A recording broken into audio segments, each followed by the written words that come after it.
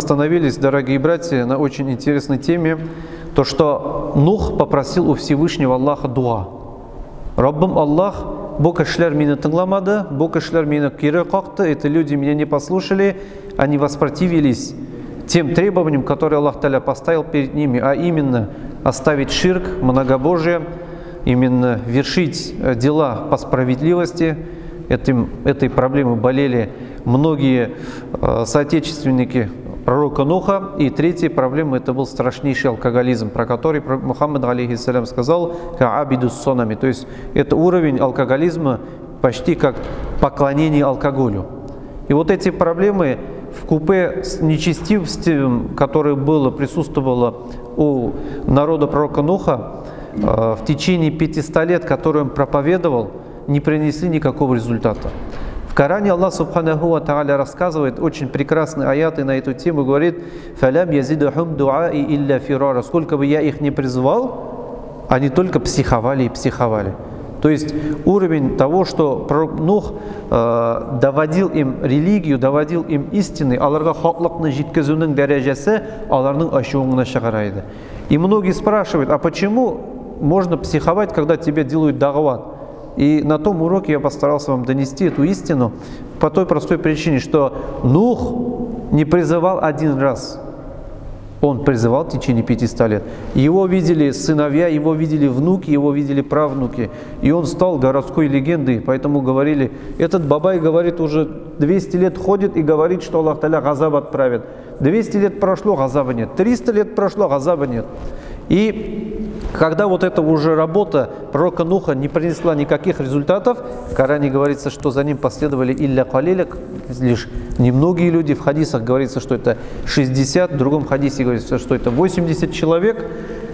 Тогда он попросил у Всевышнего Аллаха: «Раббым Аллах, буларга газаб начар, отправь на них уже свое наказание». И тогда Аллах Субханаху ва Тааля сказал ему очень интересную вещь. «Кайшан су миштен шыга башлый», тянурдан, в хадисе говорится, что это слово тянур, когда, говорит, вода будет выходить из печи, начинай готовить людей. И после вот этого назидания, которое Аллах Та'аля отправил, как я вам уже на прошлом уроке рассказал, пророк Нух начал строить со своей семьей, со своими сподвижниками, это были 60-80 человек, корабль. Корабль имеет высоту 15 метров, это обговорено в хадисах. Длина корабля 150 метров, ширина 25. Это практически сундук квадратный, это не тот корабль, который мы с вами представляем. Он был из 3 частей. В первой части животные, во второй части тоже животные, а на третьей части в некотором уголке жили люди. И до того, как еще люди туда переселились, началась стройка. Есть очень много интересных хадисов, риваятов, но в основном это риваяты, которые приводятся в Исраилияте, в которых рассказывается, что люди приходили и постоянно ломали этот корабль, который строил Нух. И ломали они не из-за того, что хотели навредить, а ломали потому, что хотели поиздеваться. Аннан күлкі ясарға тілегендер. Көз алдына келтіріңіз, бүтін дүние топ-торы елға әллә қойда жырақта, река далеко течет. Никакого моря, это Междуречье, это Месопотамия, если вы географию знаете. И люди начали говорить, какой, говорит, корабль, какой потоп? Мында бит қыры, мында жир, мында бит урманнар, мында таулар. И вот таким вот образом они издевались. Приходили, ломали корабли, и говорится даже в некоторых риваятах, что оставляли свои экскременты. Какой италярин, корабль хакилеп. Ха Нух пайғамбар анда дұғаларын қылып, шошы корабльны түзген. Ләкин нешеккіне дәрежесін түшірге тілемесіндер, как бы не издевались над пророком Нухом, он свою работу не оставил. Он проповедовал, он строил корабль, он предвещал людям о том, что если вы не оставите ширк, то есть многобожие, то Аллах Та'аля что сделает? Воздаст вам великим наказанием. Да? Как в Коране говорится, близлежащим наказанием. И вот джамаат. Внезапно начался дождь. Мы уже продолжаем тот урок. И дождь был настолько сильный, что тучи не уходили неделями.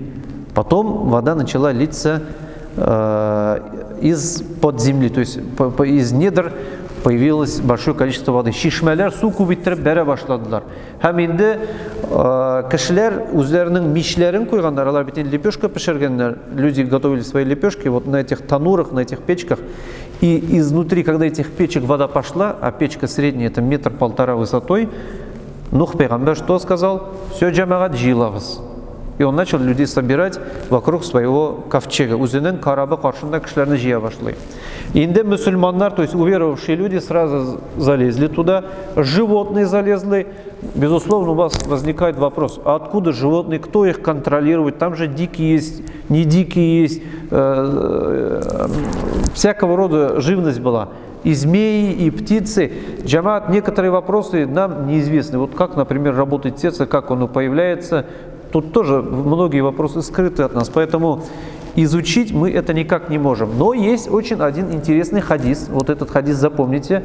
И как раз это связано с шайтаном, тот вопрос, который я вам рассказывал. Когда на ковчег залезал карабка ишак менгәндә, шайтан ишакның койрыгын тотып тора. Һәм ишак менә алмый. Шайтан держит ишака, то есть осла, и не дает ему ослу подняться. И тогда Нух пейгамбер говорит: ой, мальгун, менинде, кринде, говорит, то есть у него злоба появляется, он говорит: ну, говорит, давай, проклятый, давай залезай. Һәм инде ишакның койрыгыннан тоткан иблис дәген корабльга кирип китә, потому что одно из имен иблиса мальгун. Мальгун это проклятый. Аллах Та'аля его сам так назвал, когда он был в аду, в раю. И когда он заходит, ишак, за ним заходит иблис, его ловит Нух. И Нух говорит: я тебя не пущу, ты не спасешься. Говорит. Ну, а иблис говорит: а я, говорит, ты не утонул, я просто хотел зайти там фитна, говорит, сделать в кораблике. То есть, где мусульмане есть, то обязательно какой-нибудь шайтан припрется, да, в человеческом облике или в облике джинна. Это не обязательно. Обязательно то, что будет фитна. И тогда иблис говорит: отпусти меня. Вот харагзмана, отпусти меня. На что Нух пейгамбер ему говорит: а что ты мне дашь? На что вот он говорит: я дам тебе айлм, я дам тебе знание. Это хадис сахих. Если ребята любят, которые проверять, можете проверить без проблем. На что он отвечает: ты, говорит, мне скажи, каким образом ты, иблис, людей не сводишь на путь греха? Ничек син кешеләрне гынах юлына биздерәсең ди. Ничек гынах юлына төшерәсең ди. Һәм иблис әйтә: мин икәй бер эшлим ди, говорит, я две вещи только делаю. Нух спрашивает: а что это за вещи? Беренчесе ди, первое. Мин ди кешедә тәкәбберлек уятам. Я врождаю в человека высокомерие, самовлюбленность, что только он избранный, а все остальные глупцы. Что только у него правда, что только у него истина, а у всех ложь. Как мы сегодня все и думаем, как наша мусульманская умма всегда думает, что только у меня истина, а все остальные дурачки. Иблис, его путь, его система, его методика. Нух спрашивает: а второе что? Вот курчакны ничек балалар уйнап отырады, иблис говорит: мен человек кешенең иченә кирип ачуын чыгарам, кыздырам ди. Как, говорит, ребенок играется с куклой, я также, говорит, играю с человеком, я гневаю его изнутри. А когда человек разгневается, я ухожу. Мен китәм ди. Чөнки кеше кызып китте икән, анда уже шайтан кирәк түгел, кешенең хайваны уяна. То есть внутри у нас есть животные качества, дикарские качества.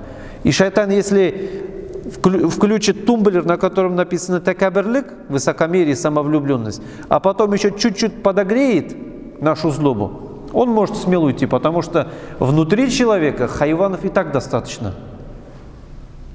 И после этого человек идет на грех. И после этого Нух отпустил иблиса. А смысл его держать невозможно, потому что иблис не жинга был. Этот персонаж будет сопровождать нас до судного дня. Его победить невозможно. Даже пророк, алейхиссалям, когда был в Медине, его ловил, но потом отпустил, потому что его убить невозможно. Аллах Та'аля дал ему рассрочку, не рассрочку, как там, отсрочку қиямет күніне қадар. Аны юққа шығарып болмай. Ол жиришак ахырғы күнге қадар, қияметке қадар. И вот таким образом он выгнал иблиса. И таким образом мы узнали, как шайтан легко сбивает человека с пути истины. Даже верующего человека. Дини кашины, он может легко с пути истины. Поэтому для нас, верующих людей, которые, альхамдулилля, соблюдают намаз, соблюдают исламские нормативы, надо понять обязательно, что не только одним намазом мы будем сыты, не только одной уразой, не только чтением одного лишь Корана. Мы должны усмирять свой нрав, усмирять свой ахляк. Потому что пророк Мухаммад, саллиллаху алейхи вассалям, пришел лиютиммиль ахляк, для того, чтобы улучшить наше поведение. А наше поведение скрыто в нашем самолюбии. Насколько мы любим себя и насколько мы можем полюбить других людей. Других людей полюбить очень сложно. Полюбить себя вообще не надо мучиться. Каждый из нас, вот задайте вопрос, вот график нарисуем, да, наверху минус, наверху плюсик. И скажем, как вы оцените себя?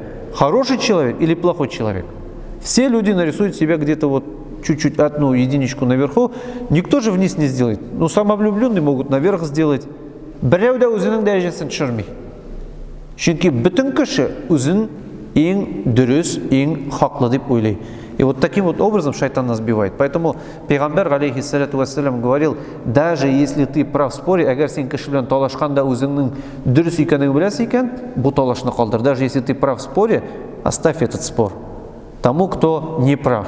Потому что Аллах Та'аля говорит, воздаст в раю самым лучшим дараджа, самой высокой степенью. Потому что мы внутри себя вот таким образом шайтана ломаем. Итак, животные потихонечку начинают собираться. У Нуха было 5 детей. Биш баласы бар ия. Бишесі да малай. Это известные люди. Сим, Хам, Яфит, Канаан и Сам, вот еще 5. 5 умер до того, как начался потоп. 3 уверовали. Сим, Яфис, Хам, алар иман кетірділер, хам корабльға кірділер, хатынлары білен, ғайлелері білен. 4 малай, вот это трагедия пророка Нуха, которая однозначно у всех наших бабаев, у мужчин среднего возраста проявляется. Аның малайы как будто әтиге шанды, как будто отцу поверил, но в корабль не пошел. Как многие из наших детей, у кого мужчины за 50 лет, есть сыновья, есть дочеря, которые с тобой и намаз читают, с тобой и бисмилля айтып ашилардагын.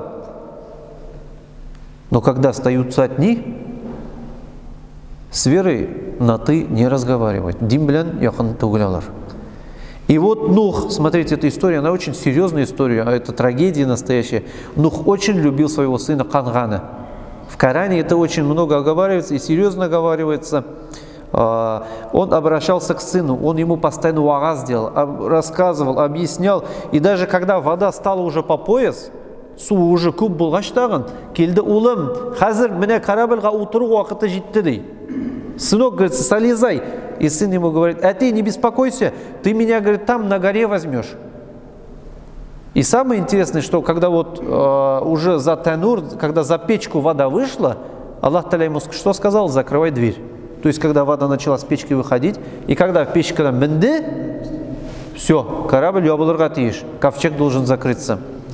И Нух, сколько бы ни призывал своего сына, он не залез. А когда вода вошла за печку, то есть поднялась больше 2 метров, Нух закрыл дверь, Аллах Та'аля кушканча. Но любовь к сыну была. Он не мог сдаться и начал, сев на корабль, искать от горки к другой горке. То есть вот холмики, которые вылезли, начал искать сына. Карай, Канаан, то есть сын мой, где Канган, ты где? Теге тауда yok, бу тауда yok. И тогда сын же сказал, что на горе я буду. Ты меня, говорит, на горе найдешь. Ну нету ни одной горе. И тогда вот смотрите, самый страшный момент. Хасысында Аллах Та'аля Нух пайғамбарны Құр'анда шілтәли. То есть где Аллах Та'аля чуть-чуть задевает Нуха и говорит, когда дверь закрылась, никто не зайдет. Только твой ахль, твоя семья, то есть верующие умма. А умма по тем временам это 60, 70, 80 человек. Немного, 40 семей. Вот. И Нух делает дуа. Раббым Аллах, улымны құтқарды. Ул минем ахлимнен ди. То есть он делает хитрый поступок. Аллах сказал, я спасу твою умму. Ахль тоже как умма, как семья. Но корабль, дверь закрылся. На что хитрым поступком Нух что говорит? О Аллах, спаси мою семью, которая осталась там. Но раз он не зашел, он значит семья? Это умма? Нет, потому что если бы он был искренним представителем уммы, он бы зашел. Он синин ахлинден болса, синин гайлинден болса, он бы зашел, но не зашел. И тогда Аллах Та'аля ему прямо в ковчеге отвечает: как, говорит, ты посмел? Нишик иотың житті дей. Ол сенің бала түгіл, ол сенің оғылың түгіл, ол сенің әхіл түгіл. Это не твоя умма. Если он зашел, он бы зашел. Но не зашел, то тогда за этого ребенка не дерись. Тарашма. Есть такой очень интересный хадис, тоже хадис сахих, послушайте, он очень удивительный, в котором рассказывается, қиямат күнінде, когда все люди будут вставать из своих могил, люди будут искать того человека, который за них заступится. Будет страшно, представьте себе, страшно. Земли низвергаются, там ангелы ходят, страшные такие, большие, и люди будут искать того человека, который может их прикрыть. То есть, кто сделает им шафаат. И когда они увидят самого большого человека, а самый большой человек у нас Адам, он самый первый экспонат бетинда, да, на нашей земле, и увидят, к нему побегут и скажут: Адам, бізге шафаат қылали, Аллах Та'алядан сұрали, пусть нас обережет, спасет. На что пейгамбер Адам что скажет? Нет, говорит, я, говорит, не могу шафаат делать.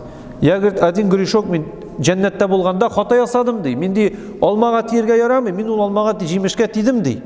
Мен шафаат қыла алмайм, извините, говорит, ко мне не бежите. Потом побегут к Нуху, он тоже большой, издалека видно, что пророк, большой человек. И к Нуху придут и скажут: Нух, ты, говорит, шафаат сделай, ты сможешь. И Нух что скажет? Извините, говорит, братья, я, говорит, против Аллаха пошел, и вот эту историю он расскажет. Потому что, говорит, я попросил за того человека, который не в моей умме, попросил, чтобы вопреки приказу Аллаха, чтобы Аллах его спас. И, говорит, я не могу шафаат делать. И поэтому он скажет: кому идите? Идите к Мухаммаду, саллиллаху алейхи вассалям. Это хадис сахих также. И поэтому поймите, это личная трагедия. Она происходит с многими людьми. Я вот как имам уже больше 10 лет с людьми общаюсь, которые, альхамдулилля, больше 40-50 лет. Аллах тоже беспокоится за своих детей. А есть те, которые вообще до лампочки для своих детей. А это бедные люди, джамаат, на самом деле. Почему? Потому что ваш ребенок – это ваш кусочек. Сіздің қитға, сіздің кисягу, сіздің үлішігіз ол. И поэтому также важно этого ребенка ввести в рай. Аны дженнетке алып кіру, ол сіздің шарт болып тұра, Аллах Та'аля қаршында вазифа болып тұра. Поэтому мы должны беспокоиться. Я не говорю, что мы должны пересекать границы, как Нух, который совершил вот этот проступок. Но максимально, сколько мы можем, мы должны трешерга. Я, конечно, расскажу вам очень интересную историю. Шаллада в 90-х годах она случилась. Бір әби динге келген, верующий стала. Очень глубоко верующий. Не так ты намаза келді кетті гіне. Yok, нығыттырып шанған, полностью сильно полюбила Аллаха, уверовала, в Коран очень сильно влюбилась, начала изучать глубоко. И балаларын жиғанда айта екен. Балалардай иман кетіресіз, намазға басасыз, или мен сізден отказываюсь. Гүнах мы былай айтырға? Өз балаңнан баш тартырға можно? Нельзя. Аллах Та'аля ол сеңа бал айттырып берген екен, сен аларны бал айттырып қараға тиеш. Әби гүнахлы ішке бара. Ләкин енді балалар нәсәшлилер, но бит енді әбині қалдырып бұлмай бит енді намазға басалар, тіләмеше басалар. Ләкин соңынан оқи, уақыт өткәш, әкінлеп кіне Аллах Та'аля аларын көңілдерін ашады. То есть со временем Аллах Та'аля даже этим детям раскрывает грудь к этому прекрасному пути религии. То есть иногда вот такие методы, они неправильны с точки зрения религии, но они могут иногда давать вот такую возможность, чтобы твои дети стали ближе к религии. Да? Поэтому мы должны максимальным образом стараться, чтобы балаларыбызда, анукларыбызда динде болдылар. Чөнки безнең гаилә бит ул. Пәйгамбер каршында горурлык. Пәйгамбер алейхиссалям сказал, что будет гордиться вот этим большим количеством людей, большими семьями, которые будут стоять в судный день из уммы Мухаммада, саллаллаху алейхи вассалям. Дәвам итәбез. Су бата башлады. Кешеләр килеп шакыйлар карабка. Люди наконец поняли, что Нух, оказывается, не лгал. Есть потоп, вода уже больше 2 метров. Люди начали стучаться. Это опять трагедия. Перед Нухом, представьте себе, корабль, место есть, пустить можно, веревку бросить можно, но он изнутри плачет, разрывается, но открыть не может, потому что Аллах Та'аля газаба. То есть надо понять, что как бы не хотелось жалеть друг друга, в судный день никто друг друга жалеть не будет. Аллах Та'аля в Коране говорит: «Залика йомут тагабун» – это тот день, в котором не будет родственников. Қиямет күнінде туғандар болмай. Дети будет у них, если возможность, будут топить своих родителей. Как бы это прискорбно ни звучало. Родители будут топить своих детей.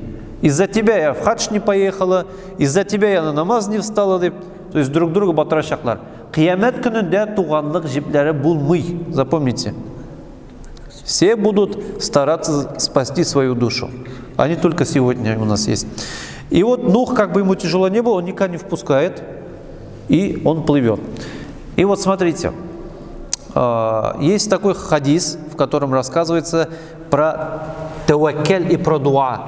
И связан он с потопом. Да? Дуньяны су басу хам инде таваккаль дұрыс қылу хам Аллах Та'алядан дұрыс дуа сұрау турында, хам жауап Аллах Та'аляның турында хадис бар. Но сегодня этот хадис знает почти весь мир, но в виде анекдота. Удивительно, сегодня весь мир его знает, весь Советский Союз его знает как анекдот, но это хадис на самом деле, у него есть иснад.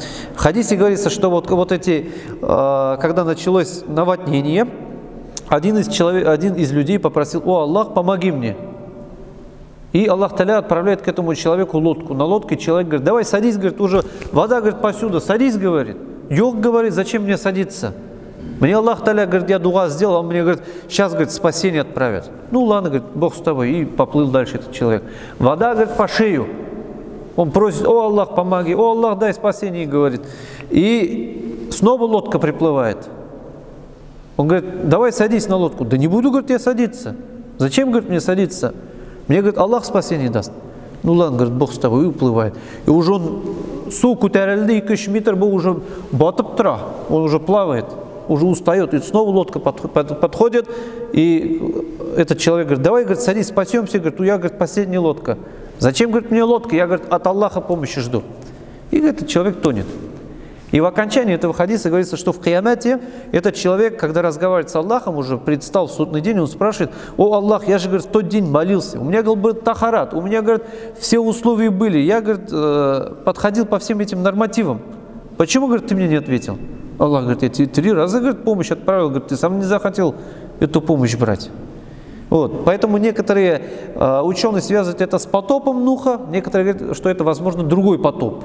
Мы не знаем, но так как история связана с потопом, я хочу показать вот это сравнение. Почему? Потому что часто мы просим у Аллаха, Аллах Та'алядан сұрайбыз, бир деп, Аллах Та'аля берген әйберді почему-то не воспринимаем как Аллах Та'алян помощь. Почему? Потому что часто помощь мы ждем в виде денег, богатства, популярности. И Аллах Та'аля же это не кассовый аппарат, ему попросил, он там яңғыр ақша белән жаудырмай бит инде күктән ишеп. Нет, Аллах Та'аля методика совсем другая. Мы просим у Аллаха, чтобы мы стали мудрее, Аллах отправляет нам испытания. Чтобы, пройдя эти испытания, мы стали умнее. Мы просим, чтобы мы были сильнее, Аллах Та'аля отправляет нам ту возможность, которая укрепит нас, сделает нас сильнее человеком. Не Аллах Та'аля не отправляет же нам тренажерный аппарат, чтобы мы на нем бегали. Нет, у Аллаха свой метод. И мы должны понять, что раз сурадык, Аллах отвечает. И вы научиться должны везде искать правильно, как этими ответами Аллаха пользоваться. Ковчег плавает 150 дней. За эти 150 дней абсолютная тишина. У вас возникает вопрос: что они кушают? Да, безусловно, они кушают, эти люди. Хамидалар, ошилар, астабулган хайваннарна. Ну куда денешься? Ошилар, хадис есть, что они потихонечку кушают этих животных. Но кушают таким образом, чтобы флоре и фауне не навредить. Второй вопрос. Где же был этот потоп? Алимы ислама, да, ученые ислама разделились на 2 мнения. Потоп был везде. Второе. Потоп был только в Месопотамии, Междуречии. Почему? Потому что все первые люди, а это 30 тысяч лет тому назад примерно, они все жили в этом Междуречии. Поэтому вот эти ученые говорят, что, скорее всего, из берегов вышли две реки, Ефрат и Тигр. И вот эти реки поднялись настолько, что вот эта территория примерно от Черного моря до Персидского залива вся была заполнена водой. Поэтому мы не знаем точного ответа, весь мир был все-таки в потопе, или все-таки вот эта небольшая территория. Один Аллах Субханаху ва Тааля знает. Но я специально перед уроком рассмотрел вот в интернете сведения о потопе. Да, есть сведения о потопе, что примерно 30-35 тысяч лет тому назад ученые копают же вот эти слои земли, они слоями идут. Цивилизация и 4-метровый слой ила, который может остаться только после наводнения. А ниже снова цивилизация. То есть потоп был примерно 30-35 тысяч лет тому назад. Но вот эти все следы, как ни странно, подтверждают вторую версию. От Черного моря до Персидского залива. Вот эта территория была утоплена примерно на 100-200 дней. Но один Аллах Субханаху ва Тааля знает. Валлаху а'лям. 150 күн yüзелер, бабайлар. Сіз енді 15 минут отырып ардығыз, әтігілер 150 күн қарабілді үзіп жүргендер. 150 күн өткәш, Нух алейхиссалям Аллах көгершінні берет голубя и отправляет на разведку. Голубь үшіп кете, бір-екі күннен қайтып кіре, буш, бірей-бірде yok. Тағын үшіртіп жібері Нух пайғамбар, һәм енді шушы көгершін қайтса, тәпейінде видит на ножках следы земли. Все, говорит, джамагат, вода начала спадать, готовьтесь, говорит. И буквально через неделю в Коране говорится, что они останавливаются на горе, которая называется Аль-Джуди. Сегодня много людей говорят, что это Арарат, который в Турции, Арарат, который в Армении. Это не важно. Ну, примерно где-то вот в этих местностях, на территории современной Турции, корабль останавливается. И они останавливаются и выходят на сушу. И первые дуа, первые слова, которые Нух говорит на этой земле, это то дуа, которое каждый бабай у нас знает. Да? Что за дуа? Кто знает? Что за дуа? Аллах Та'аля в Коране это дуа говорит. Это слова Нуха, когда он стал на землю после 150 дней плавания. Аллахумма анзильни мунзалям мубаракан ва анта хайрул мунзилин. Слышали дуа, да? Раббым Аллах, син безге бу урынны хайырлы, бәрәкәтле кыл, чөнки син урын бирүчеләрнең, шушы җиргә төшерүчеләрнең иң хайырлысы. О Всевышний, сделай так, чтобы эта земля стала благословенной для нас, потому что ты лучший из тех, который делает благословенным. Вот. Поэтому это не слова бабайлар абилар, которые, как думают некоторые придумали, это аят Корана, которые рассказываются слова Нуха. И он первым сказал вот эту дуа, когда пришел на землю. И альхамдулилля, они потихонечку все выходят уже с корабля и начинают заселять землю. День спасения, это пророк Мухаммад, саллиллаху алейхи вассалям, говорит, что это был 10-й день Мухаррама. И в этот день все мусульмане держат ураза. И этот день у нас считается праздником. Что это за день, кто знает? Гашура байрам, да. То есть Гашура в 10-й Мухаррам Нух пайгамбар ступил на землю. И в честь этого дня все мусульмане, альхамдулилля, что держат? Ураза. Хотят показать тем самым свою смиренность в честь этого дня. Альхамдулилля. И уже в конце этой истории Нух пайгамбар уже выселяется со всеми людьми и делит людей на 3 группы. Одну возглавляет его сын Сим, второй Хам и третий Яфис. Сим отправляется на территорию, вот где живут современный Египет, Йемен, Шам, вот это место, где сегодня живут в основном арабы. Да. Хам отправляется на территорию Африки, поэтому говорится, что люди, которые сегодня пришли из Африки, это потомки Хама. Люди, которые живут на территории вот арабских, иудейских вот этих местностей, коптских местностей, это потомки Сима. И Яфис, это третий сын, он отправляется, как говорится, на восток, территорию современного Алтая. То есть алтайцы, татары, вот эти все народы, тюрки произошли от сына Яфис. Яфис, запомните. И вот таким вот образом первые люди расселяются по земле. Альхамдулилля. И Нух живет 950 лет. И в хадисах рассказывается, что к нему подходит ангел смерти и тоже спрашивает у него разрешение, чтобы забрать у него жизнь. Нух говорит: ладно, говорит, забирай. И то есть он, говорится в хадисе, что дает ему и напиток, который был из рая, который он пьет, и выходит его душа из его тела, словно волос выходит из, говорит, из масла. Жаны хаминды Нух хоронят где-то в этих местностях, в горных местностях современной Турции, да, Анатолии. И потихонечку вот люди, которые остались на земле, начинают расселяться по всей территории земли. И сегодняшний, даже если мы посмотрим, нас что в истории по географии обучали, как появились первые люди, как они произошли, карту, если посмотрите, эта карта абсолютно соответствует хадисам, что первые люди пошли в восток, пошли в Африку и остались вот в этом местности. И потихонечку вот эти тюрки, они через Камчатку переселились на Америку, северную, с Америки на южную, потом они переселились в Европу, потом они переселились в Океании и Азии. Вот таким вот образом основными потомками первых людей являются сыновья Яфиса, Яфисның балалары. Они составляют более половины всех людей. Это потомки Яфиса, то есть азиаты, без азиатлар. И вот таким вот образом, альхамдулилля, люди расселились.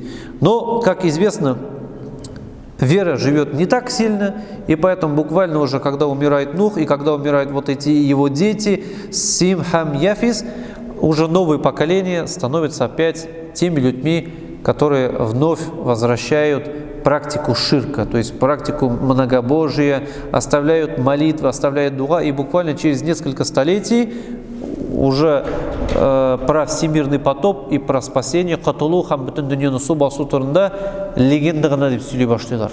Менә бүген бит сөйләп бирәләр, теге 40-нчы елда сугыш булды дип. Для молодых же это легенда, они же это не видели, они видят только на картинках. Через 20-30 лет вообще будут «Булды микан ул сугыш, булмады микан», никто уже верить да не будет. А тут через 200-300 лет уже всемирный потоп стал легендой. Молитву утратили, намаз, закят, ураза, вот такие все традиции потихонечку забываются. И поэтому Аллах Субханаху ва Тааля не оставляет всех людей, потому что Аллах Тааля всех людей очень любит, и поэтому снова отправляет новых пророков, новых посланников, о которых, инша Аллах, мы с вами поговорим в следующий четверг. Субханаллахума бихамдик, ва нашхаду ан ла илляха илля ант, ва настагфируллахи ва натубу илейх. Вопросы есть? Сұраулар бар ма? Сұраулар болмаса, альхамдулилля, шумля тамамлай алабыз. Ждем всех в следующий четверг. Амин.